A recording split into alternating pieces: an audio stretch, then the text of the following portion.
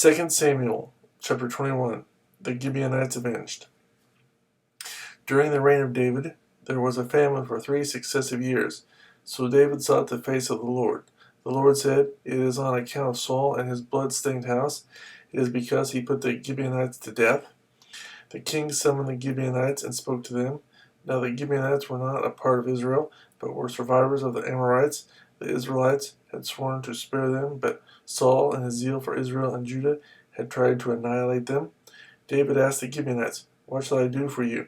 How shall I make amends so that you will bless the Lord's inheritance?" The Gibeonites answered him, "We have no right to demand silver or gold from Saul or his family, nor do we have the right to put anyone in Israel to death."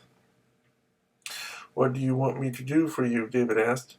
They answered the king, "As for the man who destroyed us and plotted against us, so that we have been decimated and have no place anywhere in Israel, let 7 of his male descendants be given to us to be killed and exposed before the Lord at Gibeah of Saul, the Lord's chosen one."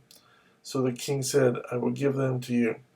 The king spared Mephibosheth, son of Jonathan, the son of Saul, because of the oath before the Lord between David and Jonathan, son of Saul.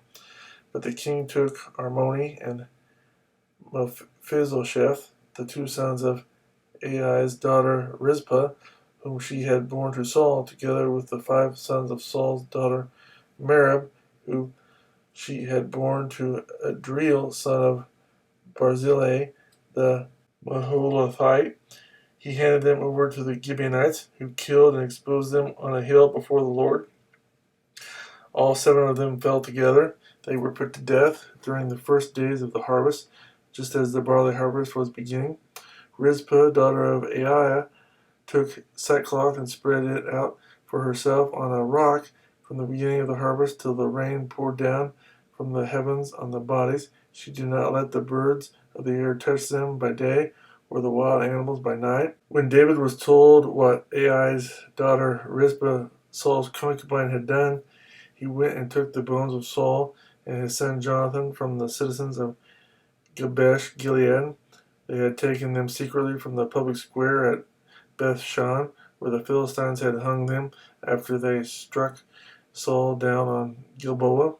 David brought the bones of Saul and his son Jonathan from there, and the bones of those who had been killed and exposed were gathered up. They buried the bones of Saul and his son Jonathan in the tomb of Saul's father Kish at Zelah in Benjamin, and did everything the king commanded. After that, God answered prayer in behalf of the land. Wars against the Philistines. Once again, there was a battle between the Philistines and Israel. David went down with his men to fight against the Philistines, and he became exhausted. And Ishbi-Benob, one of the descendants of Rapha, whose bronze spearhead weighed 300 shekels, and who was armed with a new sword, said he would kill David. But Abishai, son of Zeruiah, came to David's rescue.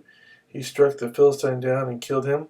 Then David's men swore to him, saying, "Never again will you go out with us to battle, so that the lamp of Israel will not be extinguished." In the course of time, there was another battle with the Philistines at Gob. At that time, Sibbecai, the Hushathite, killed Saph, one of the descendants of Rapha. And another battle with the Philistines at Gob. Elhanan, son of Origam, the Bethlehemite, killed Goliath the Gittite, who had a spear with a shaft like a weaver's rod. And still another battle which took place at Gath.